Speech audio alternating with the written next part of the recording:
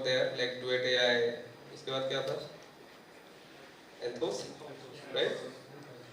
So and then next one, Looker, right? So all of these components, so they are more of what? Services, right? Applications kind of, yeah. Now how? Yeah, let them come first. Okay. Okay. So all of these previous sessions, what happened, right? They were more based on the application side. Right?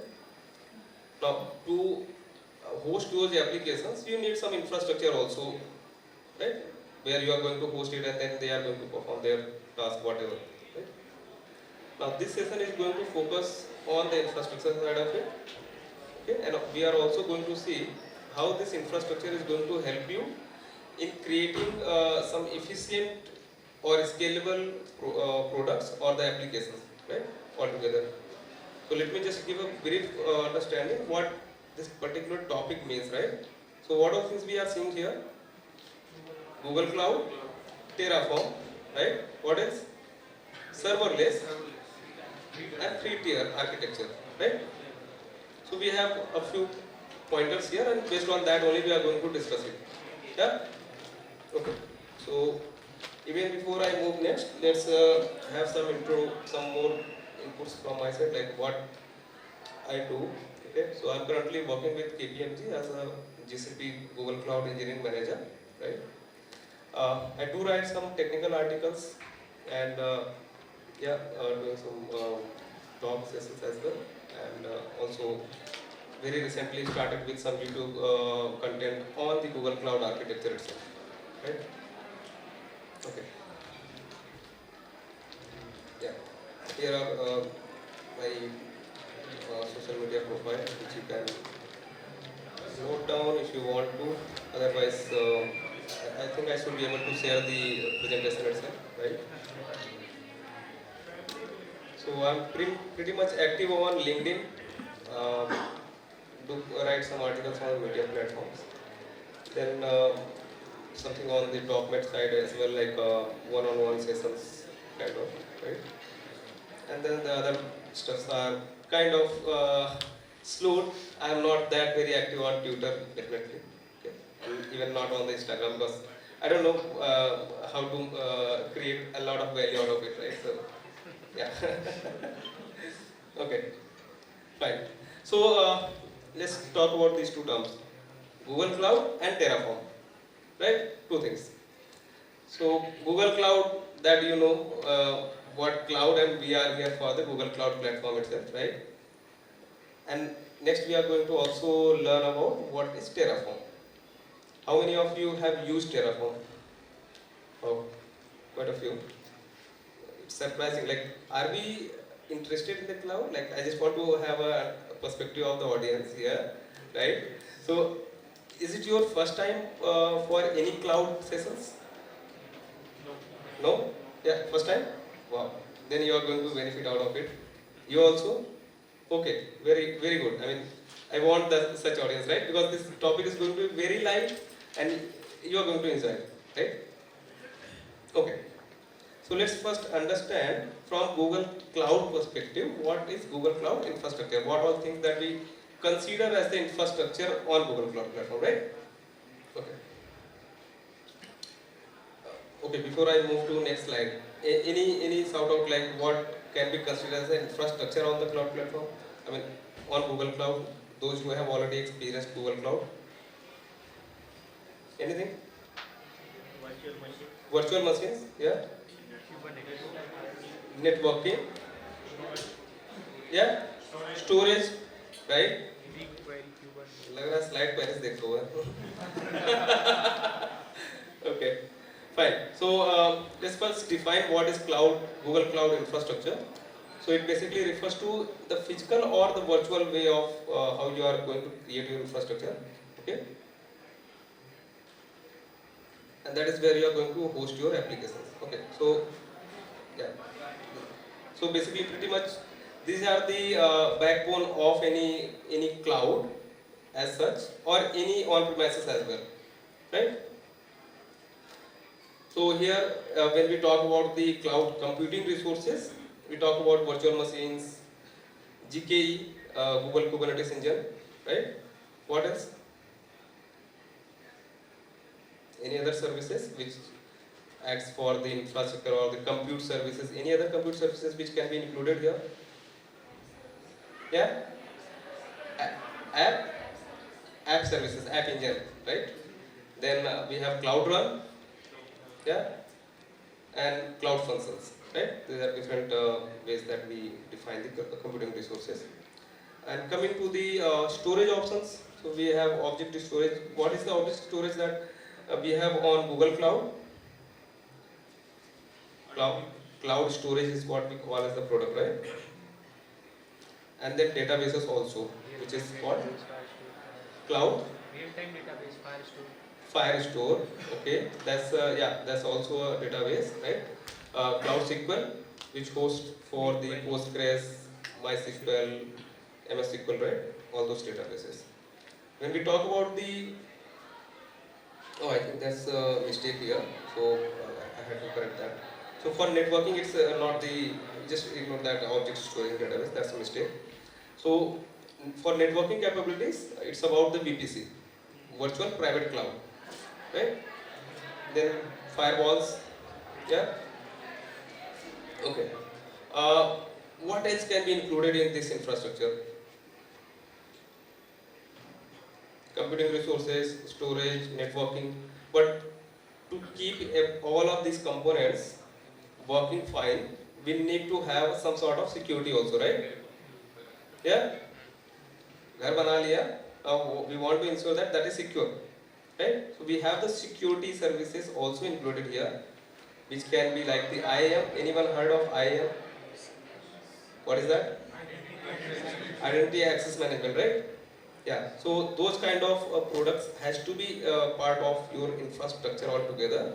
So we should have the identity access management, cloud identity, which is altogether a term which helps in creating the identity on the platform, right? Then we can also include some other security services. Maybe you can say the cloud armor, which helps in securing your web applications, right? Yeah. So there can be multiple components which forms the overall infrastructure. Yeah. Okay.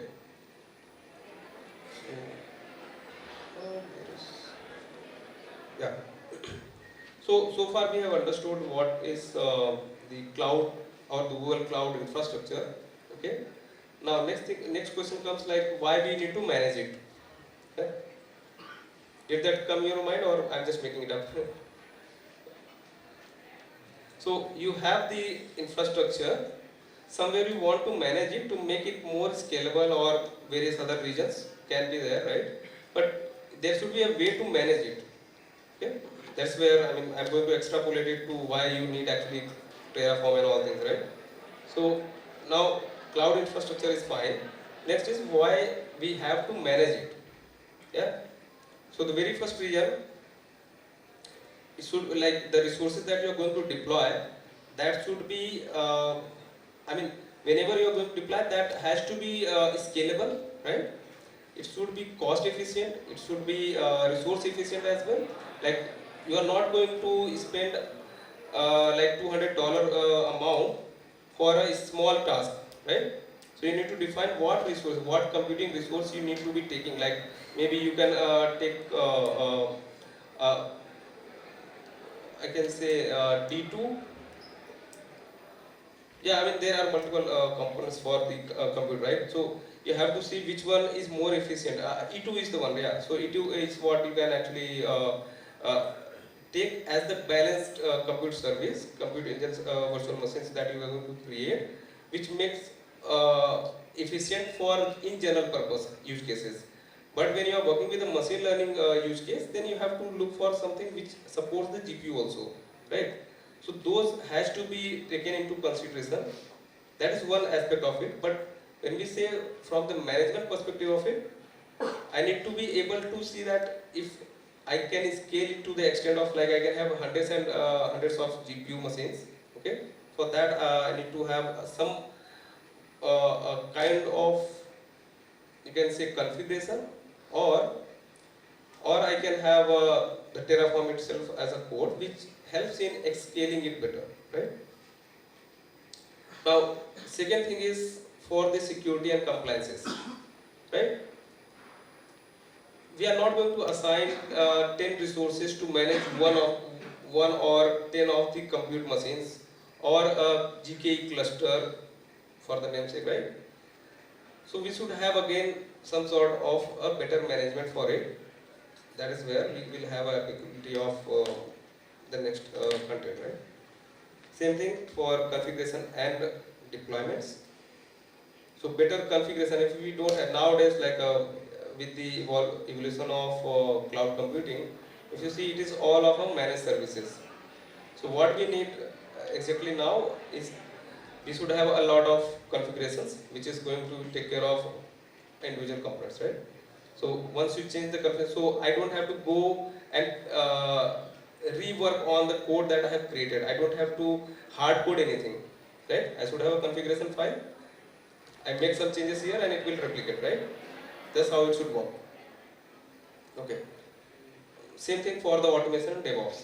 So in the automation and DevOps practices as well, we have to look in that same perspective. Like I should be able to commit the code in one environment, okay, and it should be actually replicated in other environments as well. Like we talk about development environment. Now I want to use the same code for production or maybe for the staging area, right?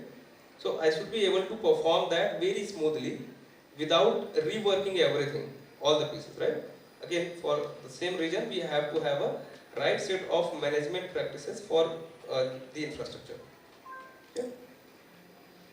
Coming to the monitoring and performance.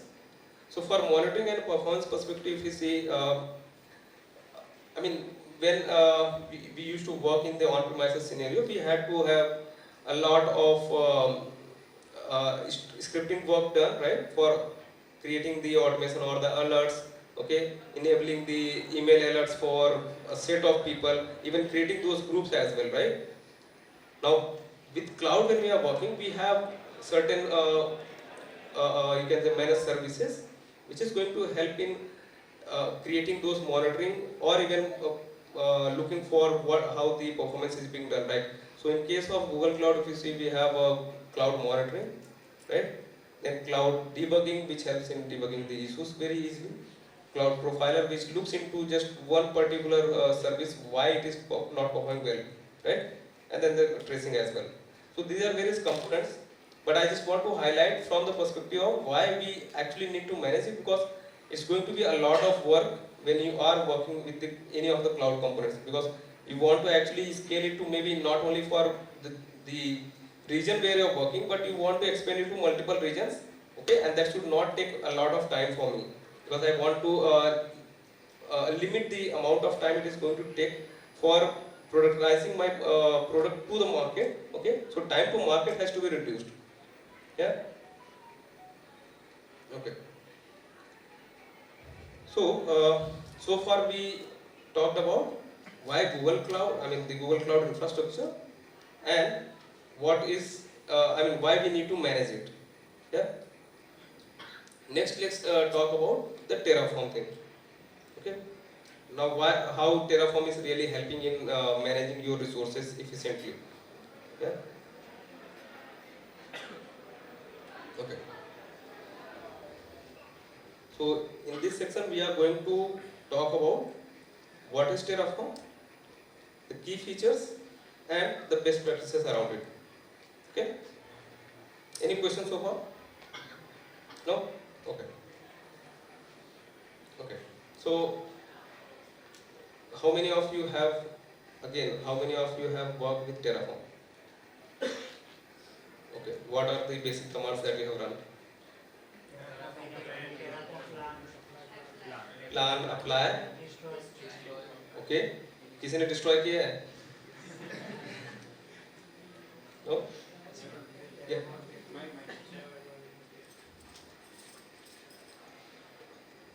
It's okay, it's okay.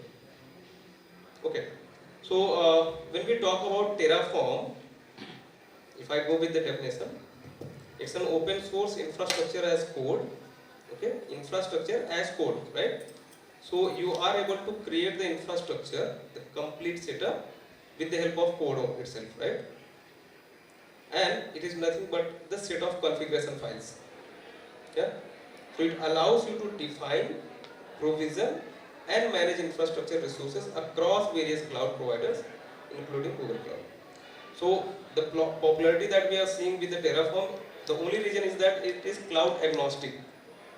Okay, you can use Terraform to deploy the same resources on multiple clouds, okay, parallelly, right? That's the major reason for it. Okay. Also, there are multiple other reasons which we are going to see in the upcoming slides. Anyone has any questions here? Okay. So what we see, infrastructure as code, right? So if we have a way to manage our resources without putting a lot of effort, just a set of instructions, like in case of application the containerization, you have seen Docker files if you have worked with. It is set of instructions, right? But behind the scene, multiple components are coming together and they are creating a machine for you. Yeah. So same way, Terraform also has the set of instructions, configuration, but behind the scene, it is actually calling the APIs, the Google APIs to create those resources. Yeah. Okay. Again, as I said, like it is cloud agnostic, so it supports multiple clouds. Yeah. Now, what does it say? Plan, right? So, whenever we are creating the Terraform plans, okay. So we have initiated the module itself, right? I mean, you have downloaded all the modules and you are going to run based on the configuration. Now, before even you apply anything, okay, before you create any resources, you have a opportunity to actually see what it is going to create, right?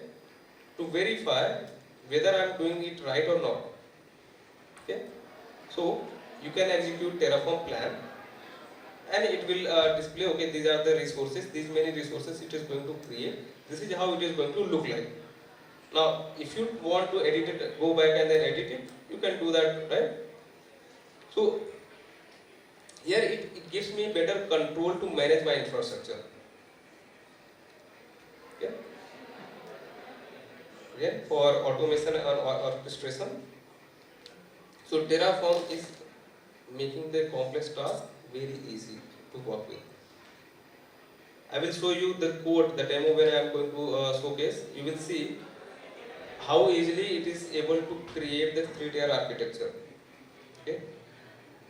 The same thing if we had to do manually, it could have taken at least, I mean, even if you are very efficient, very expert, it will take you at least a week.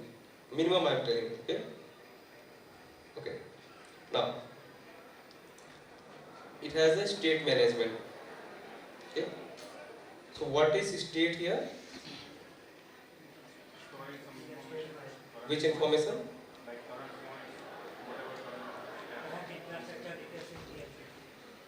What infrastructure details? Like whatever resources created by Terraform. Right. So state file is again another major benefit of using Terraform. Okay, we do have similar tools compared to Terraform, like we have Ansible, right? But it do not create any state. So everything you see on the screen only, I mean the command line, you cannot maintain. I mean you should have a certain a separate set of practices to maintain it, right? But in case of Terraform, this is again very useful feature with Terraform, that we are able to maintain the state like what we have deployed. Okay, we have all those details captured, right? So we can actually go and see, okay, these are the things, these are the components that I have worked with, I have deployed. Now in that, if I want to make any changes, I have an easy way to track it, and also I can go and take only that particular service. If I want to make, suppose we want to update it, okay, or I want to delete only a certain services which I may not be needing, or I want to reduce the number of instances that I have created, right? So I just have to work with only those components. Okay. So now let's talk about the Terraform best practices. Okay. Okay. So those who have not experienced Terraform before, you will get to see that with the demo. Okay. But for now, just bear with me. Like what are the best practices? Let's talk about that. Okay. So now, when we talk about the Terraform best practices, it should follow modular structure. Okay. Now, when I say a modular structure, just compare it with any other application you must have created, or the folder structure that you create whenever you are working with any of your stuff, right? So you create different folders, right, to keep your stuff. Okay. Now, in case of Terraform as well, I want to keep all of my products, like all of my modules. In here, we are talking about the modules like I can have the network services created, okay, and that has to be kept into one particular module. It is nothing but a file, okay, the configuration file. I want to just keep it in a separate directory so that I can reuse it for another one as per my requirement. So the very simple one could be based on the different services. So I want to create some of the infrastructure for databases. I will have the database.tf. TF is the extension for the Terraform, right? So I will have the databases in one of the module. I will create a separate one for network, another one for the compute, similar for the security, like I can have another one for the IAM permissions. So similar to that. This is very simple one, okay?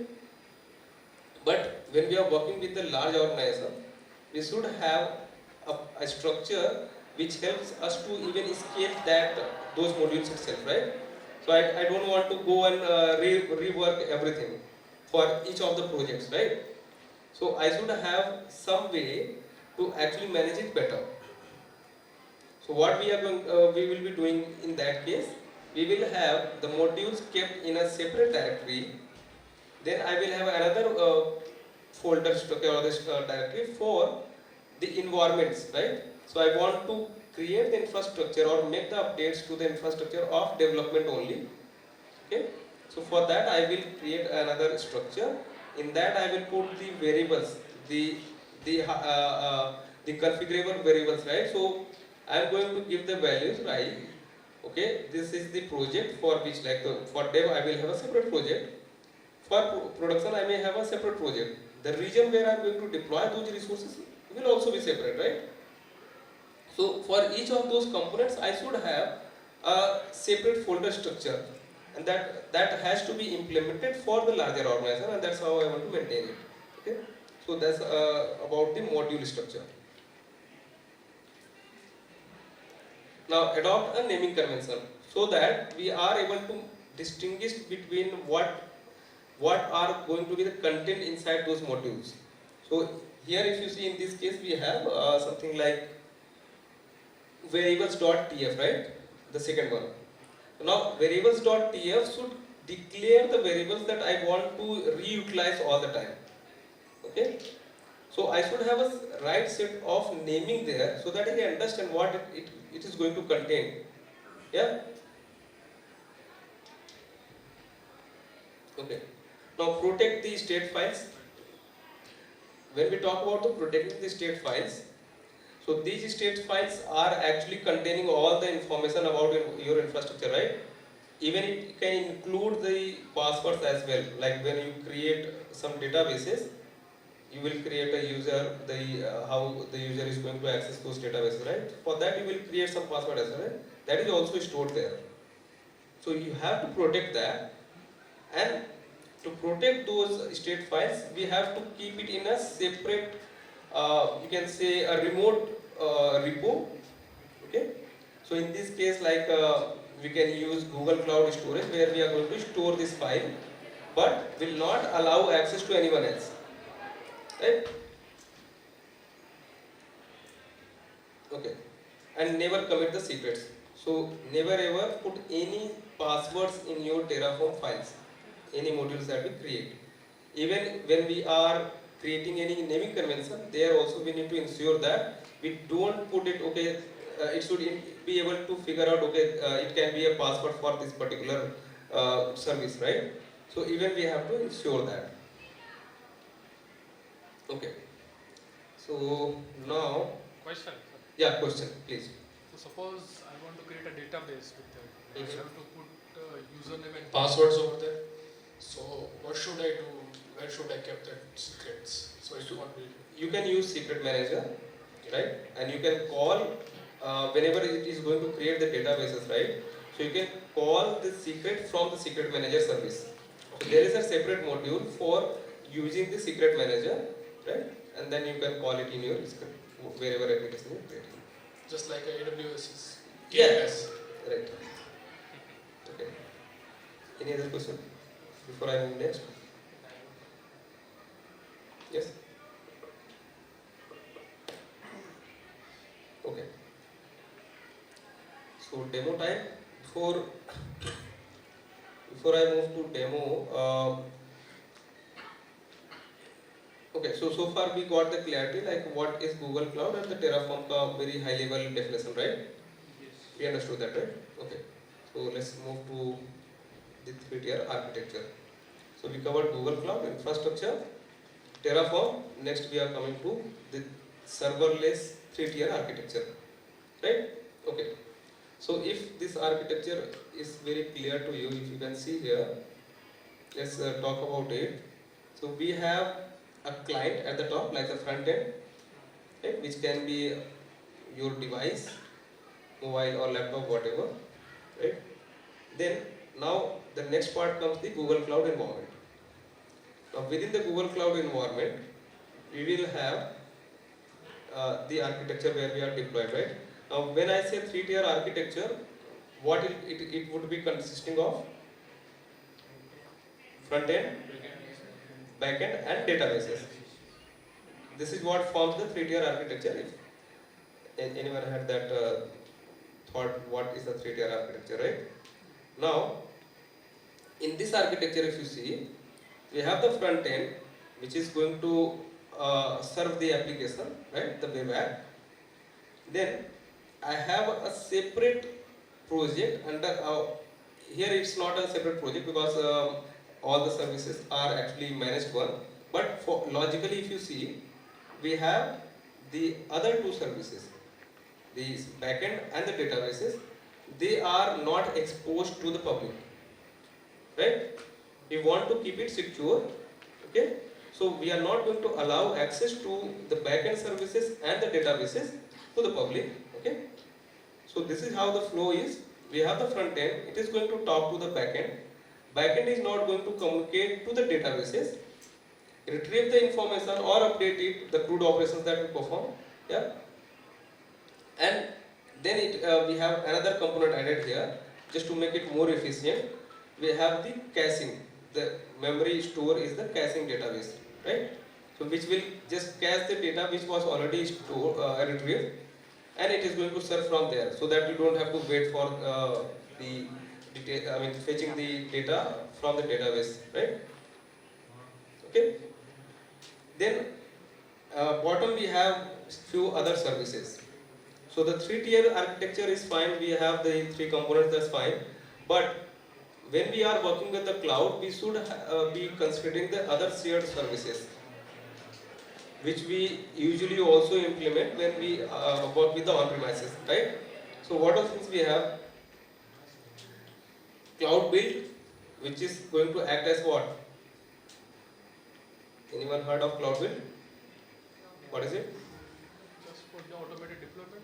Automated deployment, Building the project. right? So it is for the deployment, right? Kind of CI/CD pipeline when you create. You have the all of your code in a repo.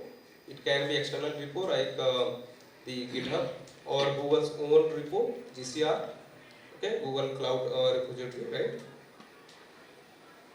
Then we have the cloud identity, which enables users to access the environment, right? So for that we will have a separate component, okay, where you create the users give them some certain permission so that they can actually access the environment. Then cloud monitoring, again for the monitoring purposes. And at the last, the cloud logging, where you log all of the informations. By default, it's 30 days of data that you can actually log.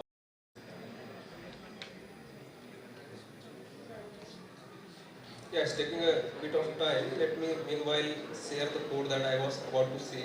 Okay, I can share the Git repo as well for this.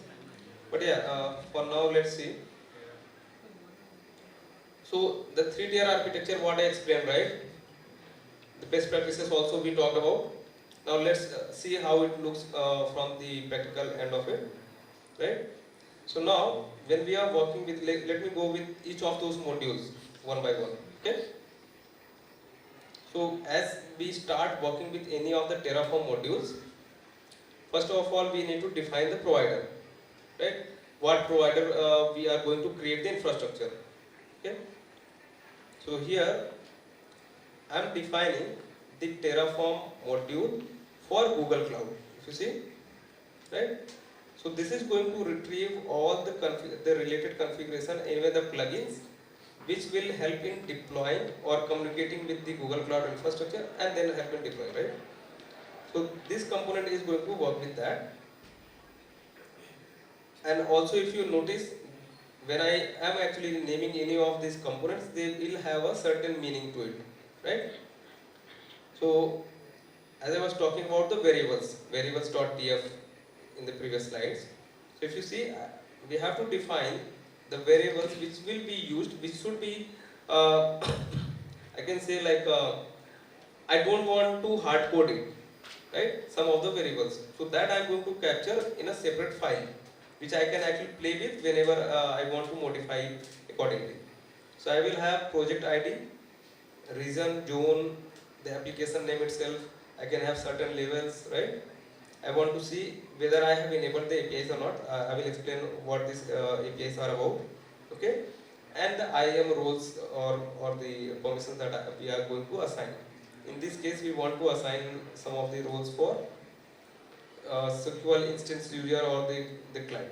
Okay. So next file would be, let's look into the network. So as soon as we start working with any of the cloud, we have to have the VPC first. You create the project, you create a VPC, virtual private cloud. Once you have the network, then you start deploying any resources, right? So this is going to create the network. Okay. Then next comes the, let's see what else. Okay. So then comes the, as part of your 3-tier, we will have the first one, the web app tier, right? So this web app front end is going to take care of creating the infrastructure for the front end, right? Which is deployed in the cloud run in this scenario. Okay. So all of this component, everything is actually created as part of, you can say, the serverless component. We are not taking any of the like compute engine or any of such stuff, right? So everything is serverless, no manual task here. Okay. So that is for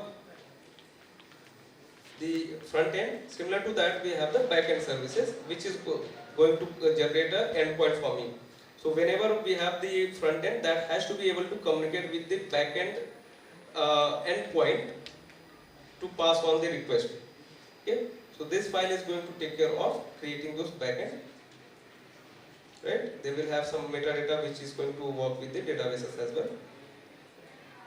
And then the next one is for the databases. So in this case, we have the Postgres DB, as well as, if you see, Google Redis instance, which is for the memory store, the cache memory store. Okay. Yeah. So network done. Yeah. So about the enabling the services. So whenever you work with any of the clouds, we have to have the APIs enabled, because all these communications are working through the API communication, right? So all of this communication will work with the API. So we have to enable that. Here in this case, if you see, we have to enable compute API, then VPC access, service networking, cloud build, like for the deployment purposes. Cloud SQL components, SQL admin, storage for storing these GCS, yeah. So, and the cloud run and Redis. But apart from that also, if you see, we have, where is that for, uh, no, no.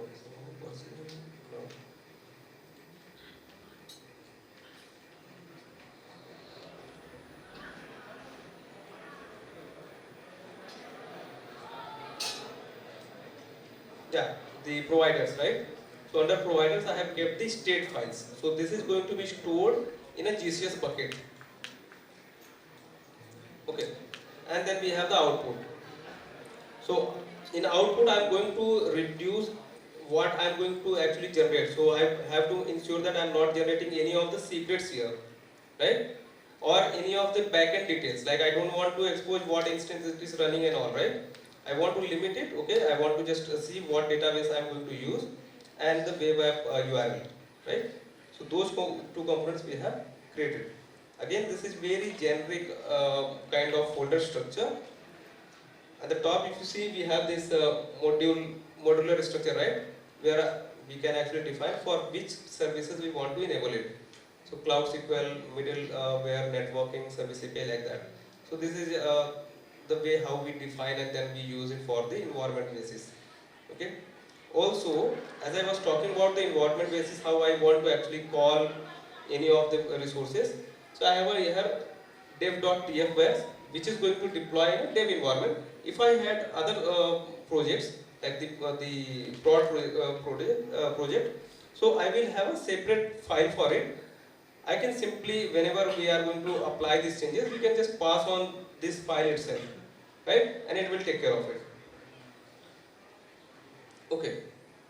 So from the code aspect, that I have, as I think there is some internet issue. Anyway. So once we done with this deployment, I will be seeing this application running here like this. Okay, it's a very simple use case like a to-do app. So if you see, I can just type and okay, demo 2 or any of the notepad that you want to create. So yeah, it has taken, and I can mark done. So this is how it actually looks like on very high level, right? And that makes a very efficient architecture here. Okay? And you can scale it as per your requirement, because if you see everything is modularized, you can call whatever module you want or not. Okay, let me go back to the presentation.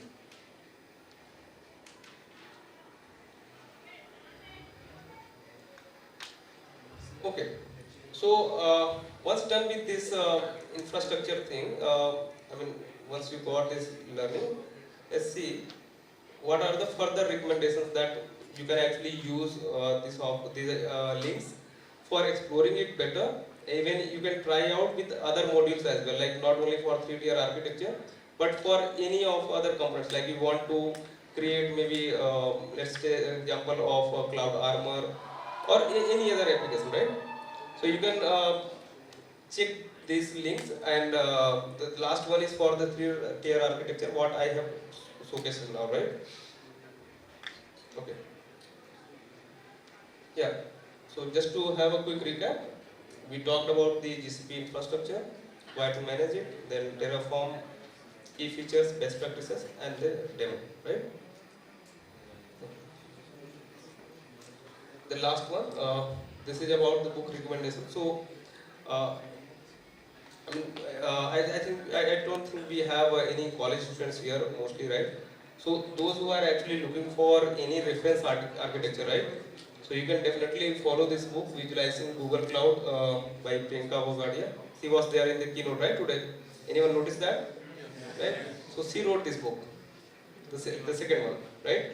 The first one, that is written by one of my colleagues. Even I had contributed a bit, but that is more suitable for those either preparing for their maybe job switch or something, okay? Or if you are very beginner on the Google Cloud platform, you can definitely go through that book. That's very helpful. Okay? Yeah, so that's all from me. Thank you.